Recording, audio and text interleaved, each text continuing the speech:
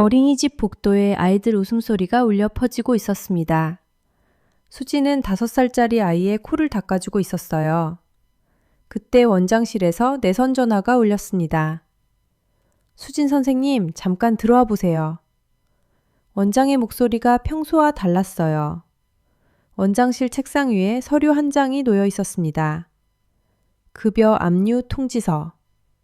수진의 눈이 서류 위 숫자에 멈췄어요. 체납 세액 8,200만 원. 선생님, 이게 어떻게 된 건가요?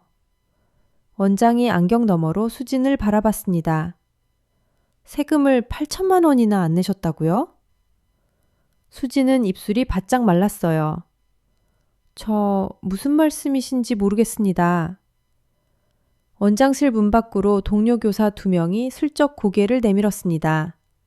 수근수근 소리가 들려왔어요. 수진 선생님이 세금 체납이래. 8천만 원이면 보통이 아닌데? 수진은 고개를 숙였습니다. 12년을 하루도 안 빠지고 출근한 어린이집이었어요.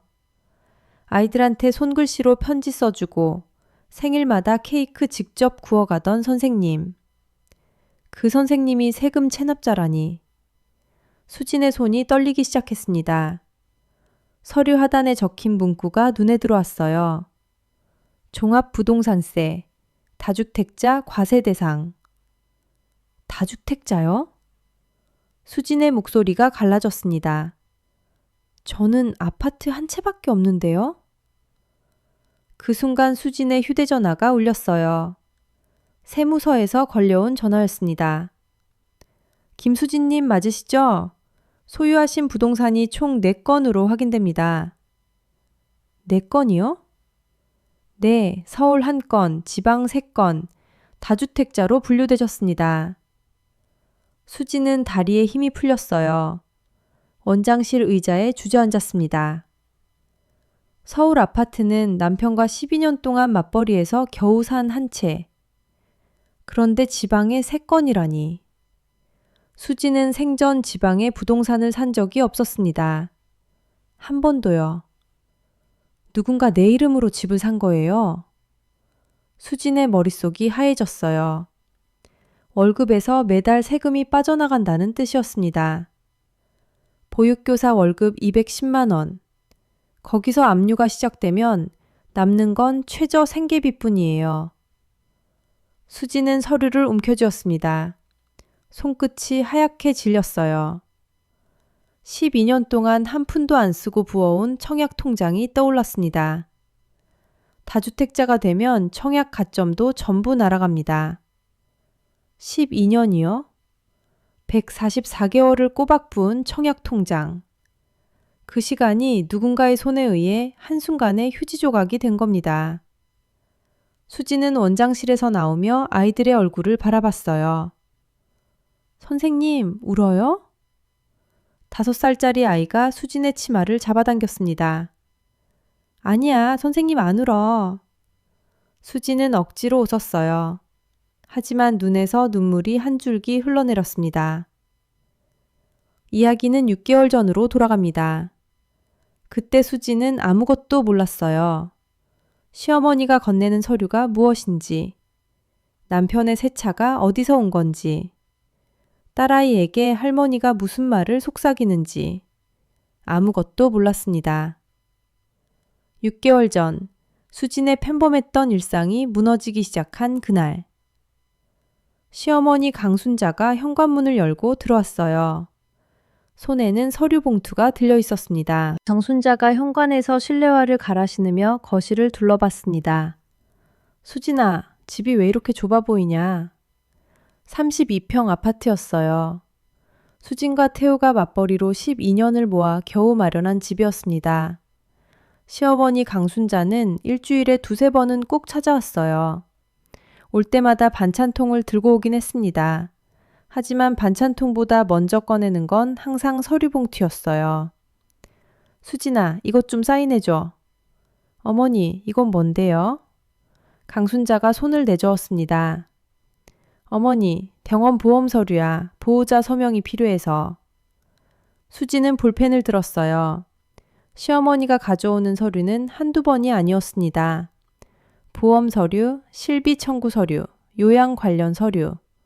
수지는 한 번도 자세히 들여다본 적이 없었어요. 며느리가 해줘야 할 도리라고 생각했으니까요. 강순자가 수진의 사인을 받으며 말했습니다. 다 너희 잘되라고 하는 거다. 어머니가 이렇게까지 신경 써주시는 게 어딘데. 강순자가 수진의 손을 꼭 잡았어요. 내가 죽으면 이 재산 다 누구 거겠니? 너희 거지. 수진의 눈시울이 뜨거워졌습니다. 감사합니다, 어머니. 강순자는 따뜻하게 웃었어요. 하지만 그 웃음 뒤에 숨겨진 것을 수진은 몰랐습니다. 강순자가 집을 나서자마자 전화를 걸었어요. 상대는 동생 강말자였습니다. 말자야, 인감증명서 나왔어? 언니, 이번에도 며느리 이름으로 하는 거야? 당연하지. 세금 안 내려면 이름이 깨끗한 사람이 필요해. 강순자는 전직 부동산 중개사였습니다. 28살부터 55살까지 27년을 중개사무소에서 일했어요. 등기 이전, 위임장 작성, 인감증명서 발급 절차, 그 모든 과정을 손바닥 보듯 꿰고 있었습니다. 강순자와 말자는 비규제 지역 아파트 3채를 수진 명의로 매입하기 시작했어요. 충청도 세종시 아파트 한 채 시세 7억, 경상도 김해시 아파트 한 채 시세 5억, 전라도 광양시 아파트 한 채 시세 6억, 합계 18억 원어치 부동산이 수진의 이름으로 등기됐습니다. 수진은 이 사실을 전혀 몰랐어요. 그 무렵 태호가 새 차를 몰고 집에 왔습니다. 검은색 외제 세단이었어요. 수진이 현관에서 창밖을 내다봤습니다. 여보, 차가 바뀌었네? 태호가 넥타이를 풀며 대수롭지 않게 말했어요. 회사에서 지원해줬어. 부장 승진 축하한다고. 수진은 고개를 끄덕였습니다. 그런데 태호가 한마디를 덧붙였어요. 당신이 보육교사 월급으로 언제 이런 차 타보겠어? 수진의 표정이 살짝 굳었습니다. 태호가 웃으며 말했어요. 우리 엄마 같은 시어머니 없어, 진짜. 감사할 줄 알아야지. 수진은 아무 말도 하지 못했습니다. 월급 210만 원짜리 보육교사.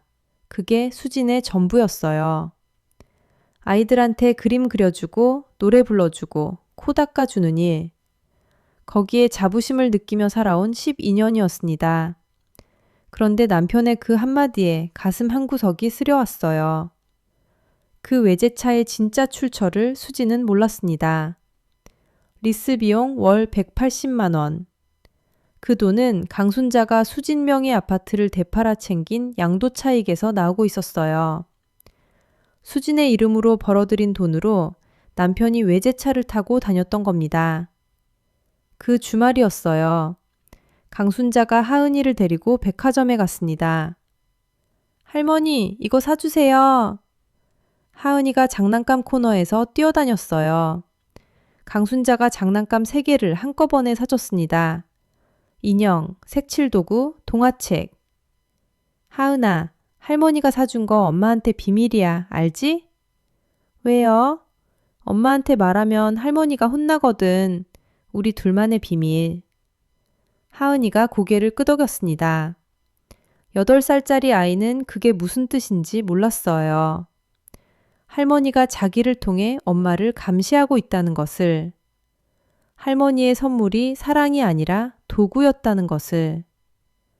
그날 저녁이었습니다. 수진이 하은이 가방에서 새 장난감을 발견했어요. 하은아, 이거 어디서 났어? 하은이가 입을 꾹 다물었습니다. 비밀이야. 수진은 웃으며 넘어갔어요. 시어머니가 손녀한테 장난감 사준 거겠지 뭐. 고마운 시어머니라고 생각했습니다.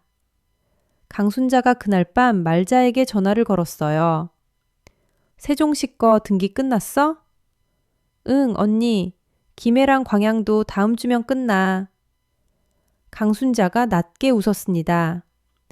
며느리가 순해서 참 편하다. 사인 한번 받으면 끝이야. 말자가 물었어요. 근데 언니, 나중에 며느리가 알면 어쩌려고? 강순자가 코웃음을 쳤습니다.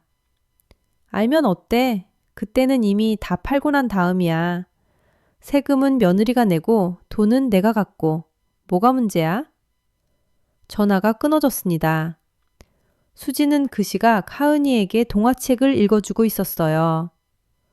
엄마, 할머니가 그러는데, 응? 할머니가 우리 집 더 큰 데로 이사 간대. 수진이 웃었습니다. 할머니가 그런 말씀을 하셨어? 응, 할머니가 다 해준대. 수지는 이불을 덮어주며 말했어요. 할머니가 우리 많이 챙겨주시지. 하은이가 눈을 감았습니다. 수진도 불을 끄고 누웠어요. 창밖으로 아파트 단지에 불빛이 보였습니다. 12년 동안 매달 청약통장에 돈을 넣으며 꿨던 꿈이 있었어요. 조금 더 넓은 집, 하은이 방이 따로 있는 집. 그 꿈이 이미 누군가의 손에 의해 산산조각 나고 있다는 사실을 수지는 전혀 모르고 있었습니다. 우편함에서 꺼낸 봉투는 국세청 발신이었습니다. 수지는 부엌에서 봉투를 뜯었어요. 종합부동산세 고지서, 과세 대상 부동산 4건, 납부금액 8,200만 원. 수진의 손에서 봉투가 떨어졌습니다. 뭐야 이게? 수지는 고지서를 다시 집어들었어요. 눈을 비비고 또 봤습니다.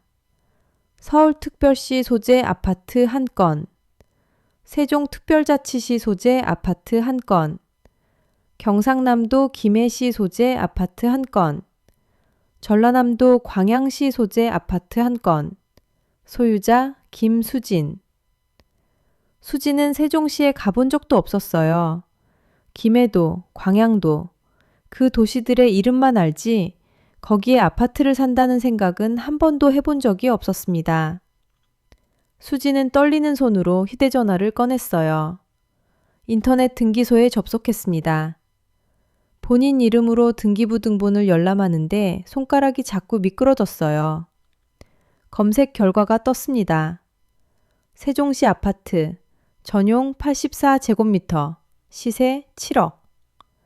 김해시 아파트, 전용 59제곱미터, 시세 5억.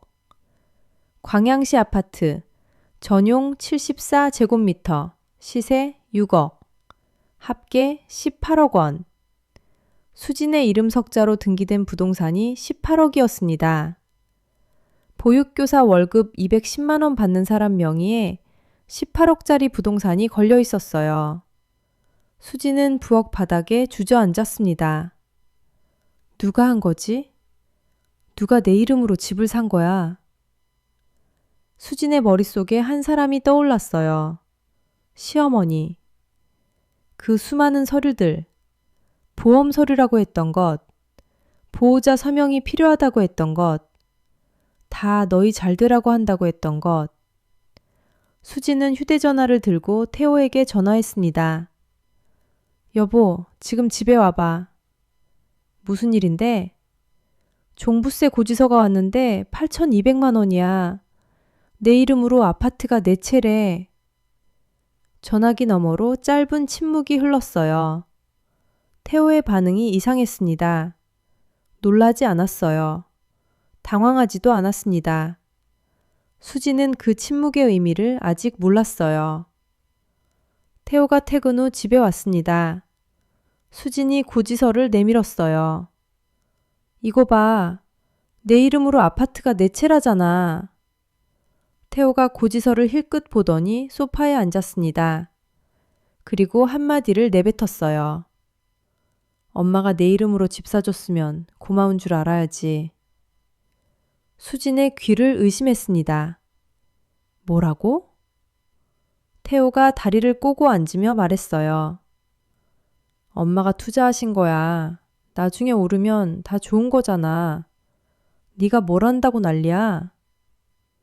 수진의 손이 떨렸어요. 당신, 이거 알고 있었어? 태호가 고개를 돌렸습니다. 알면 어때? 어머니가 하시는 일인데. 수지는 두 번째 배신을 당한 겁니다. 첫 번째는 시어머니였어요. 두 번째는 남편이었습니다.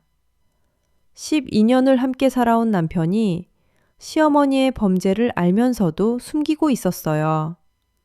수진의 목소리가 갈라졌습니다. 종부세가 8,200만 원이야. 우리 집 전세 보증금이 3억인데 8,200만 원을 어디서 내? 태호가 코웃음을 쳤어요. 어머니한테 말하면 알아서 처리해 주실 거야. 왜 호들갑이야. 수지는 태호의 얼굴을 바라봤습니다. 이 사람이 12년 동안 옆에서 잔 사람이 맞나? 수진의 눈에서 눈물이 흘렀어요. 하지만 울고 있을 때가 아니었습니다. 수지는 생각했어요. 시어머니를 먼저 찾아가서 따질까? 아니면 증거부터 모을까? 수지는 휴대전화로 등기부 등본을 다시 열었습니다. 세종시 아파트 등기일 2025년 10월 15일 김해시 아파트 등기일 2025년 11월 3일 광양시 아파트 등기일 2025년 11월 22일 전부 지난 6개월 안에 이루어진 일이었어요. 수지는 등기부 등본을 캡처했습니다. 하나, 둘, 셋. 3건의 등기부 등본을 저장했어요. 그리고 고지서 사진도 찍었습니다. 수지는 아직 결정하지 못했어요. 시어머니를 찾아갈지, 경찰에 갈지, 아니면 친정아버지에게 먼저 연락할지. 하지만 한 가지는 분명했습니다. 이대로 당하고만 있을 수는 없었어요. 수지는 하의가 자는 방 문을 살짝 열었습니다. 딸아이의 고른 숨소리가 들려왔어요. 이불 밑으로 할머니가 사준 인형이 삐져나와 있었습니다.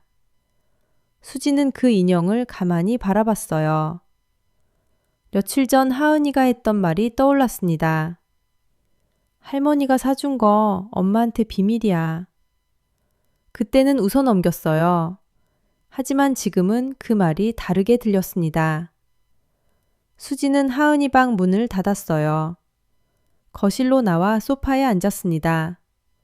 고지서를 다시 펼쳤어요. 8,200만 원. 수진의 연봉 3년치였습니다.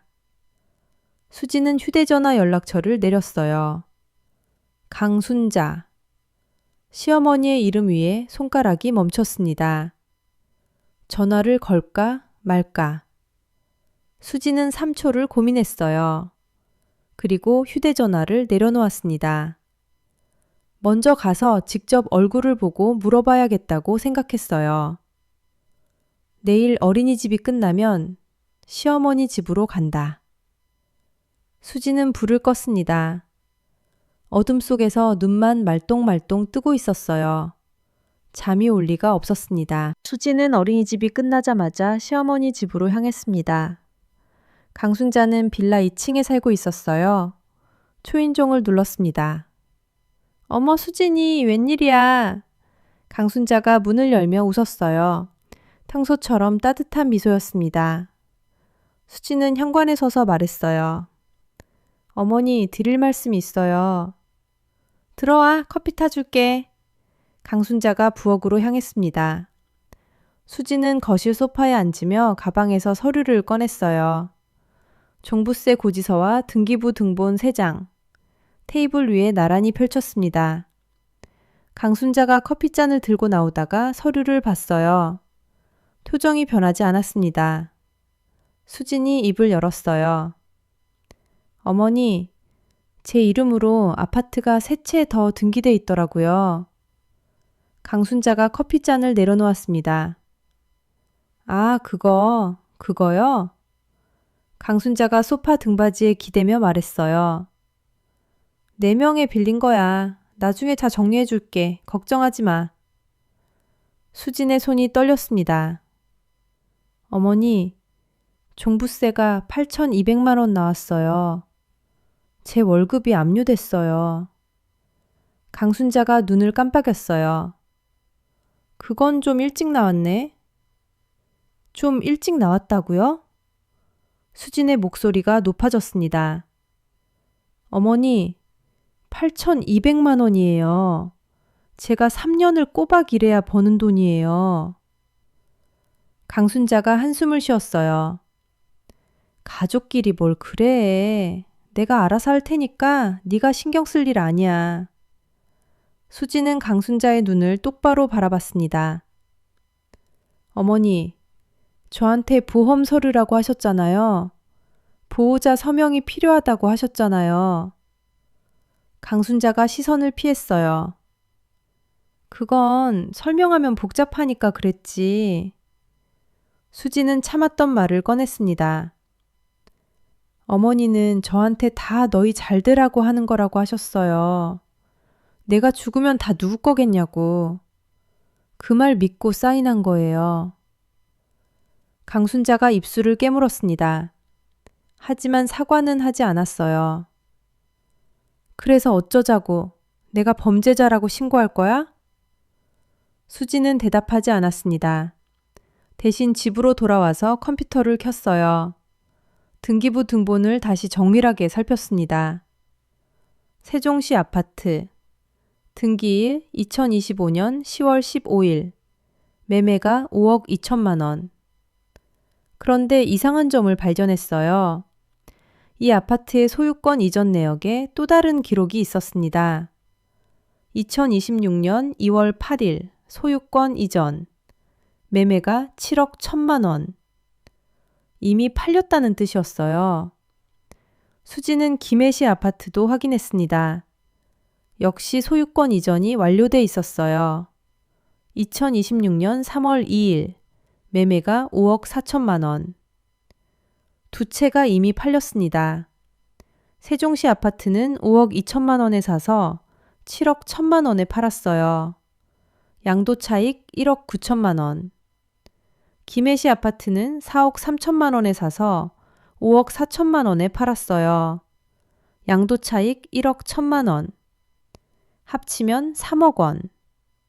여기에 비규제 지역 양도세 감면 전 기본 세율을 적용하면 양도소득세 약 1억 2천만 원이 수진 앞으로 고지될 예정이었습니다. 종부세 8,200만 원에 양도세 1억 2천만 원. 합계 2억 원이 넘는 세금이 수진의 이름으로 쌓여 있었어요. 수진은 양도대금의 행방을 추적했습니다. 등기부 등본에 남아있는 매수인 정보와 거래 내역을 하나하나 대조했어요. 강순자가 아파트 두 채를 되팔아 챙긴 총 금액은 약 4억 5천만 원. 그 돈이 어디로 갔는지 수지는 알아내야 했습니다. 태호의 외제차 리스 계약서를 찾았어요. 서랍 맨 아래 칸에 접혀 있었습니다. 월 리스 비용 180만 원. 계약 기간 48개월. 총 리스 비용 8,640만 원.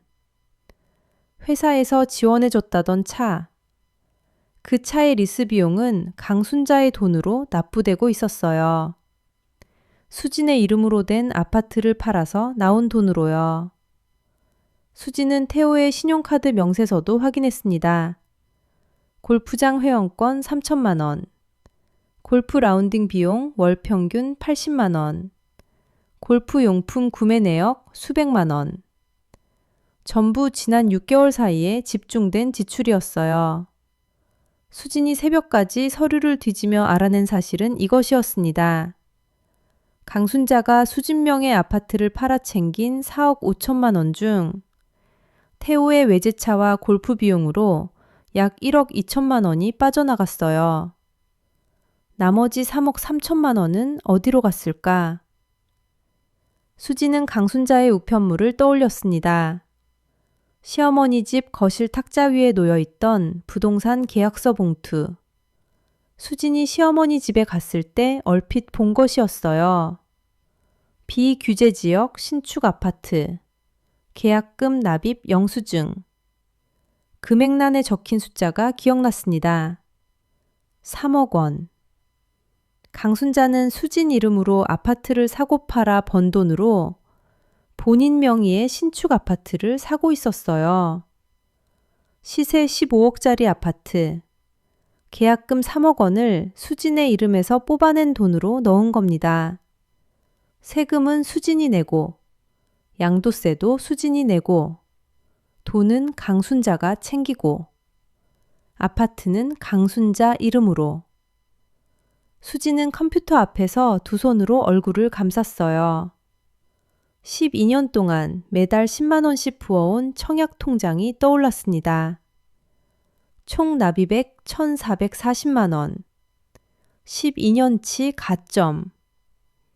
다주택자가 된 순간 그 가점이 전부 소멸됐어요.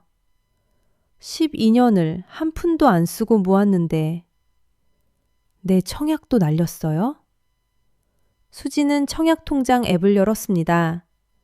가입 기간 12년 1개월, 납입 횟수 145회.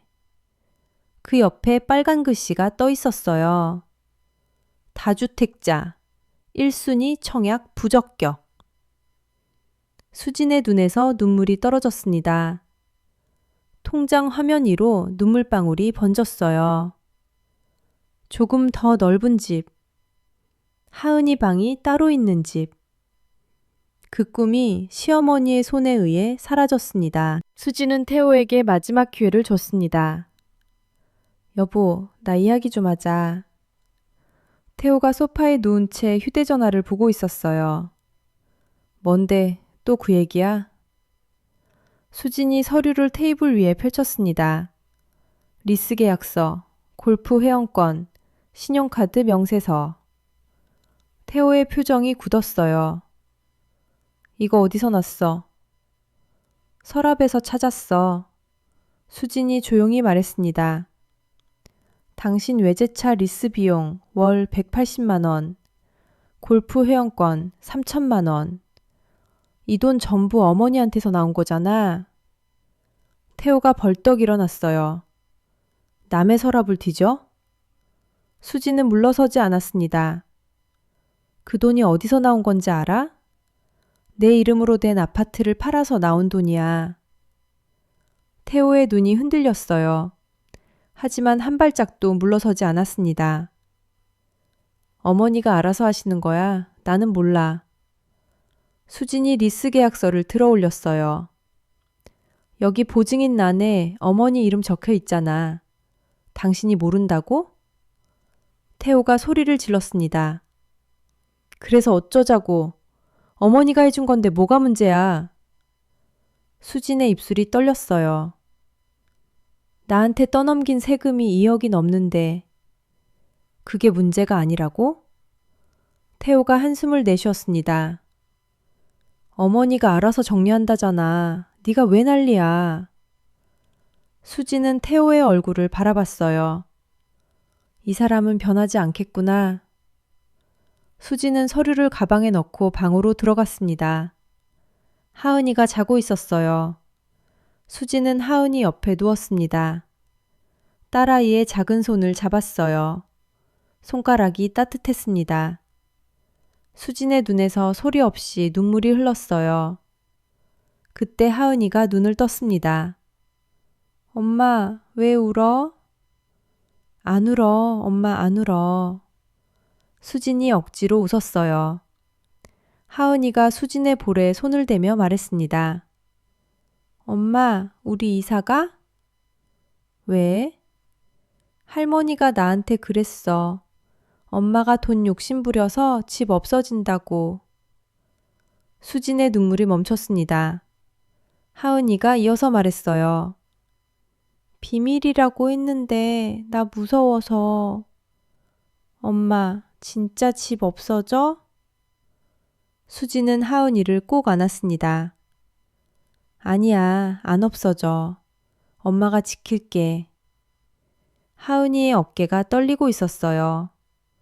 8살짜리 아이가 할머니의 말에 겁을 먹고 있었습니다. 엄마가 돈 욕심 부려서 집이 없어진다. 71살 시어머니가 8살 손녀에게 한 말이었어요. 수지는 하은이를 재우고 방에서 나왔습니다. 거실에서 태호가 아무 일도 없었다는 듯이 텔레비전을 보고 있었어요. 수지는 태호를 쳐다보지 않았습니다. 현관으로 향했어요. 어디가? 친정. 태호가 리모컨을 내려놓으며 말했어요. 이 밤에? 뭐하러? 수진이 돌아보지 않고 대답했습니다. 아버지한테 드릴 서류가 있어서. 수지는 문을 닫고 나갔어요. 밤 11시, 수지는 친정아버지 박종구의 집으로 갔습니다. 박종구는 거실에서 돋보기 안경을 쓰고 신문을 읽고 있었어요. 아버지, 수진의 목소리가 갈라졌습니다. 박종구가 안경을 벗고 딸을 바라봤어요. 수진이 울고 있었습니다. 수진아, 무슨 일이야? 수진은 가방에서 서류를 꺼냈어요. 종부세 고지서, 등기부 등본 3장, 리스 계약서, 카드 명세서. 테이블 위에 한 장씩 펼쳤습니다. 박종구가 서류를 집어들었어요. 돋보기 안경을 다시 쓰고 한 장 한 장 넘겼습니다. 10분이 지났어요. 박종구의 표정이 단단하게 굳어 있었습니다. 수진아. 네, 아버지. 박종구가 서류를 내려놓으며 말했어요. 내가 세무사 생활 40년을 했다. 수백 건의 세무조사를 했고 수천 건의 세금 신고를 처리했어. 그런데 이런 악질적인 명의도용은 처음 본다.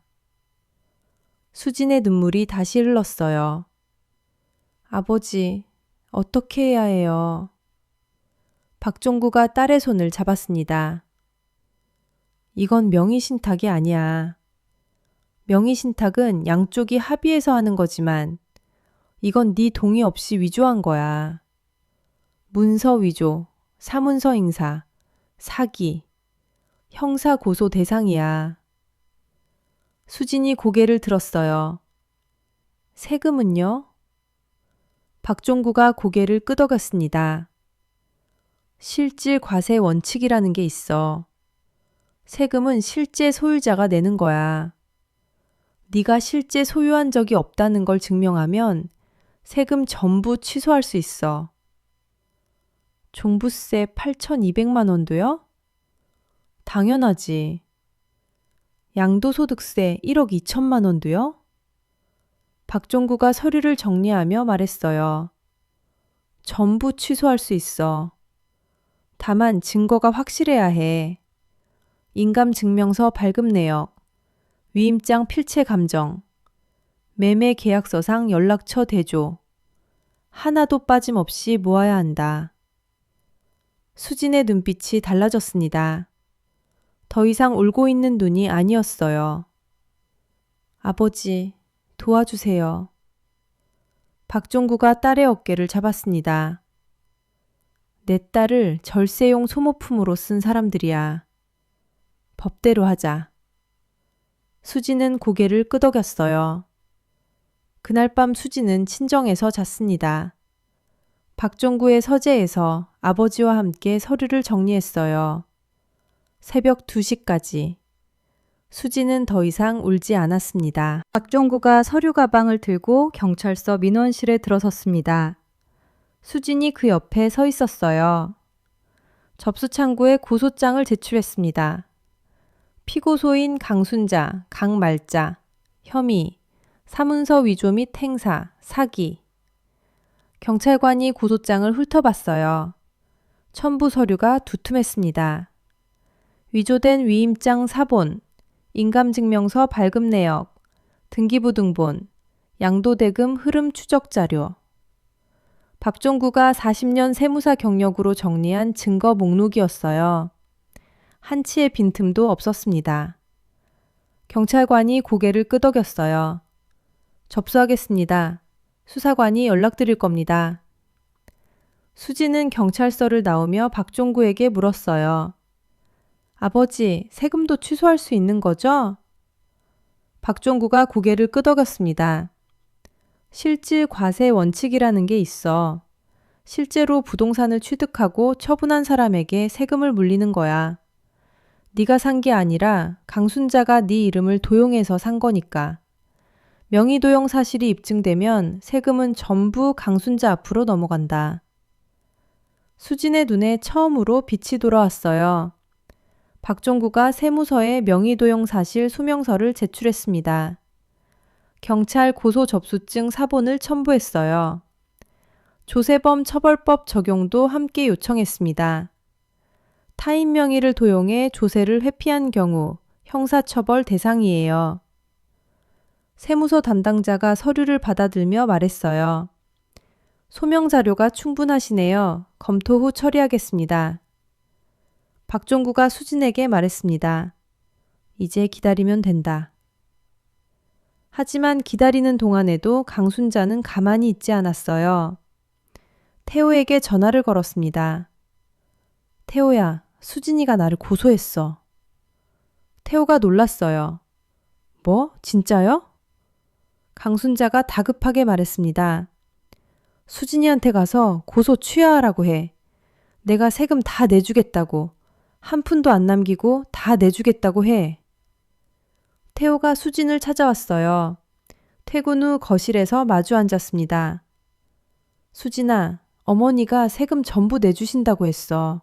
고소 취하해. 수진이 태호를 바라봤습니다. 당신도 알고 있었잖아. 태호가 입술을 깨물었어요. 그건 나도 어쩔 수 없었어. 어머니가 하시는 일인데 내가 뭘 어떻게 해. 수진이 고개를 저었습니다. 어쩔 수 없었다고? 당신 외제차 리스비가 어머니 돈에서 나왔잖아. 골프 회원권 3천만 원도. 그 돈이 내 이름으로 된 아파트에서 나온 거야. 당신은 어쩔 수 없었던 게 아니라 같이 누린 거잖아. 태호가 아무 말도 하지 못했습니다. 수진이 말했어요. 고소 취하 안 해. 태호가 일어서며 소리쳤어요. 가족한테 이럴 수가 있어? 수진이 조용히 대답했습니다. 가족이라서 이러는 거야. 태호가 문을 쾅 닫고 나갔어요. 수사는 빠르게 진행됐습니다. 경찰이 강순자의 부동산 거래 내역을 추적하기 시작했어요. 그런데 수사 과정에서 예상하지 못한 사실이 드러났습니다. 수진의 명의만 도용한 게 아니었어요. 강순자와 말자는 총 7명의 지인 명의를 도용해 부동산을 사고 팔아왔습니다. 신우이의 남편, 말자의 옛 직장 동료, 동네 경로당에서 만난 노인 3명, 강순자의 오랜 지인 1명. 전부 서류에 취약한 사람들이었어요. 복잡한 서류를 잘 모르는 노인들, 시키는 대로 사인하는 사람들. 강순자가 27년 중개사 경력으로 골라낸 투적이었습니다. 수지는 경찰에게 다른 피해자들의 연락처를 받았어요. 한 명 한 명에게 전화를 걸었습니다. 저도 강순자 씨한테 당한 사람이에요. 혹시 본인 명의로 이상한 부동산 등기가 되어 있지 않으신가요? 전화기 너머로 놀란 목소리가 돌아왔어요. 어머, 나도 작년에 세금고지서가 날아왔는데? 경로당 할머니 한 분이 울먹이며 말했습니다. 나는 순자 씨가 도와주는 줄 알았어요. 보험 들어준다고 해서 사인했는데. 수지는 피해자 7명을 모았어요. 단톡방을 만들었습니다. 방 이름은 강순자 피해자 모임. 일요일 오후 동네 카페에 피해자들이 모였습니다. 경로당 할머니 3분은 지팡이를 짚고 오셨어요. 말자의 옛 직장 동료는 택시를 타고 왔습니다. 수진이 테이블 가운데 서류 묶음을 놓았어요. 저는 종부세 8,200만 원, 양도세 1억 2천만 원을 맞았습니다. 여러분도 본인 명의 등기부 등본을 확인해 보셔야 해요. 경로당 할머니 한 분이 손을 들었어요. 나는 세금이 4,600만 원 나왔는데 아들한테 말 못하고 혼자 끙끙 앓았어. 또 한 분이 말했습니다. 나는 순자 씨가 이자 준다고 해서 통장 빌려줬는데 그게 부동산 거래에 쓰인 줄 몰랐어. 수지는 피해자들의 이야기를 하나하나 기록했어요. 박종구가 그 기록을 바탕으로 연대 고소장을 작성했습니다. 피해자 7명 전원이 서명했어요. 수진이 단순한 피해자가 아니게 된 순간이었습니다. 같은 수법에 당한 사람들을 모으고 증거를 정리하고 법적 대응을 이끌었어요. 피해자에서 심판자가 된 겁니다. 강순자에게 소식이 전해졌습니다. 7명이 연대 고소를 했다는 사실. 강순자가 이를 갈았어요. 그리고 마지막 반격에 나섰습니다. 태호에게 전화했어요. 태호야, 수진이네 아파트 지분 네 몫이 반이잖아. 네 지분을 금매로 내놔. 현금을 확보해야 해. 태호가 부동산에 연락했습니다. 서울 아파트에 태호 지분 매각을 시도했어요. 부동산 중개사가 매물 등록을 하려는 순간 시스템에 빨간 글씨가 떴습니다. 본 부동산에 대하여 처분 금지 가처분이 설정되어 있습니다. 수진이 먼저 손을 쓴 거였어요. 박정구의 조언대로 법원에 처분 금지 가처분 신청을 해둔 겁니다. 강순자와 태호가 아파트를 팔아 돈을 빼돌리지 못하도록. 태호가 강순자에게 전화했어요. 어머니, 가처분이 걸려 있어요. 매각이 안 돼요. 강순자의 목소리가 떨렸습니다. 그년이 그것까지. 수사관이 강순자를 소환했어요. 조사실에서 강순자가 말했습니다. 가족끼리 명의 빌려주는 게 뭐가 죄예요? 수사관이 서류를 내밀었어요. 위임장과 인감증명서가 위조된 것으로 확인됐습니다. 이건 명의 대여가 아니라 문서 위조입니다. 강순자가 입을 다물었어요.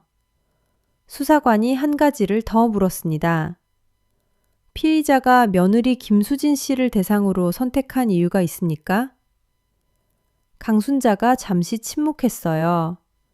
그리고 코웃음을 치며 말했습니다. 재판이 열렸습니다. 강순자는 피고인석에 앉아 있었어요.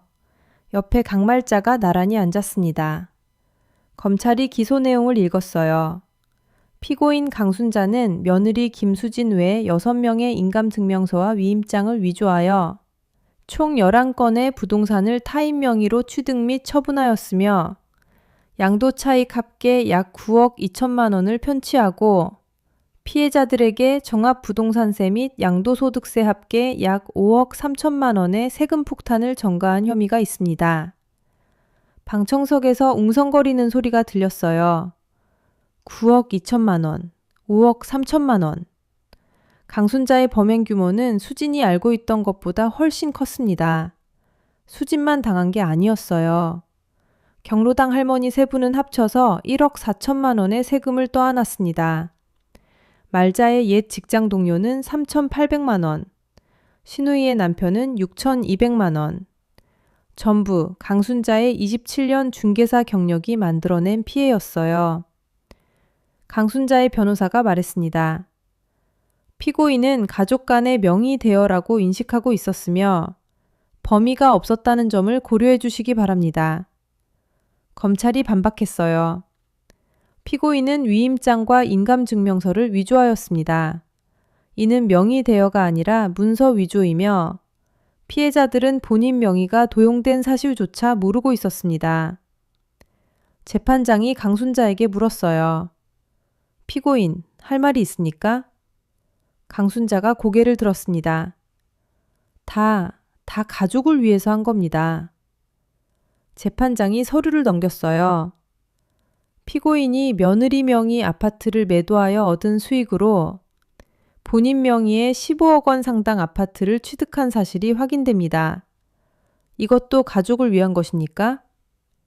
강순자가 입을 다물었어요. 판결이 내려졌습니다. 피고인 강순자, 사문서 위조 및 행사, 사기, 징역 3년. 피고인 강말자, 사문서 위조 방조 및 사기 방조, 징역 2년, 집행유예 3년. 강순자가 법정에서 끌려나가며 소리쳤어요. 수진아, 내가 너한테 잘해준 건 다 잊었어? 수진은 대답하지 않았습니다. 방청석에서 조용히 앉아 있었어요. 태호의 재판은 별도로 진행됐습니다. 문서 위조 방조 혐의, 징역 1년, 집행유예 2년. 그리고 태호의 회사에서 징계위원회가 열렸어요. 형사 유죄 판결을 받은 직원에 대한 사내 규정. 결과는 해고였습니다. 12년 다닌 회사에서 짐을 싸서 나왔어요. 외제차 리스는 해지됐습니다. 골프 회원권도 압류당했어요. 태호에게 남은 건 아무것도 없었습니다. 세무서에서 연락이 왔어요. 김수진님, 명의도용 소명이 인정되었습니다. 실질과세 원칙에 따라 종합부동산세 8,200만 원 부과를 취소합니다. 양도소득세 1억 2천만 원도 실소유자 강순자 앞으로 재부가 됩니다. 수진의 월급 압류도 해제됐습니다. 그리고 청약 가점. 다주택자 판정이 취소되면서 12년치 가점이 원상 복구됐어요. 수진은 세무서 통지서를 읽으며 한참을 서 있었습니다. 돌아왔다. 12년이 돌아왔어.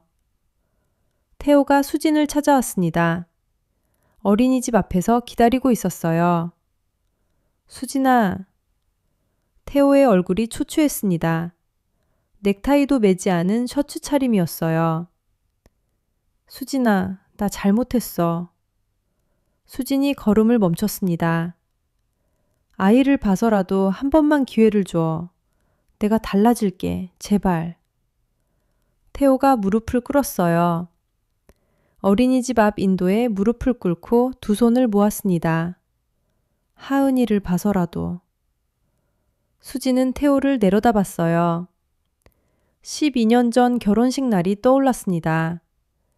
그때도 이 사람은 무릎을 꿇었어요. 프로포즈를 하면서 당신을 평생 지켜주겠다고. 그 약속이 이렇게 끝나는구나. 수진이 입을 열었습니다. 아이가 뭘 보고 배우겠어. 태호가 고개를 들었어요. 도둑질한 할머니와 방조한 아빠를? 태호의 눈에서 눈물이 흘렀습니다. 수진이 말했어요. 하은이한테 부끄럽지 않은 사람이 되고 싶어. 그래서 여기서 끊을게. 수진은 돌아섰습니다. 태호가 뒤에서 부르는 소리가 들렸어요. 수진은 멈추지 않았습니다. 이혼 서류가 접수됐어요. 수진은 양육권을 가져왔습니다. 재산 분할해서 서울 아파트 수진 지분을 확보했어요. 하지만 수진은 그 아파트를 팔았습니다.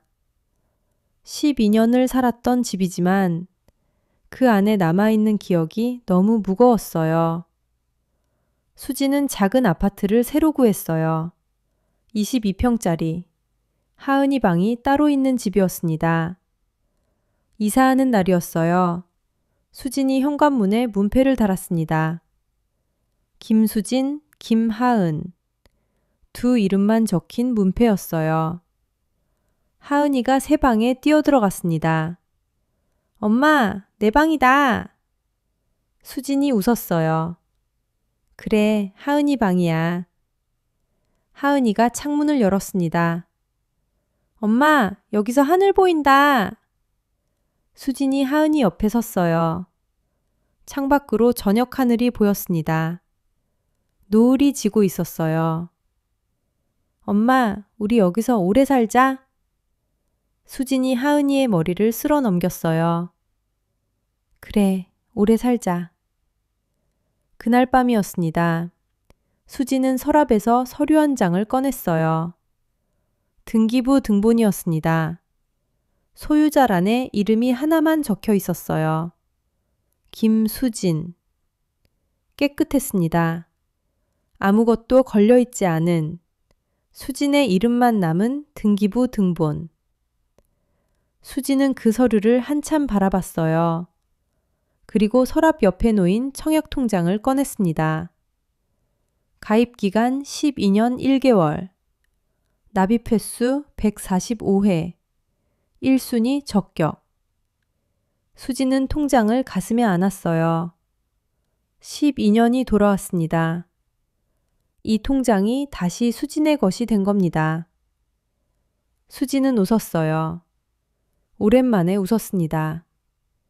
하은이가 새 방에서 뛰어나왔어요. 엄마, 왜 웃어? 그냥 기분이 좋아서. 하은이가 수진을 안았습니다. 나도 기분 좋아. 수지는 하은이를 안고 창밖을 바라봤어요. 새집 창문 너머로 불빛이 하나둘 켜지고 있었습니다. 작지만 깨끗한 집. 두 사람의 이름만 적힌 문패. 그것으로 충분했습니다.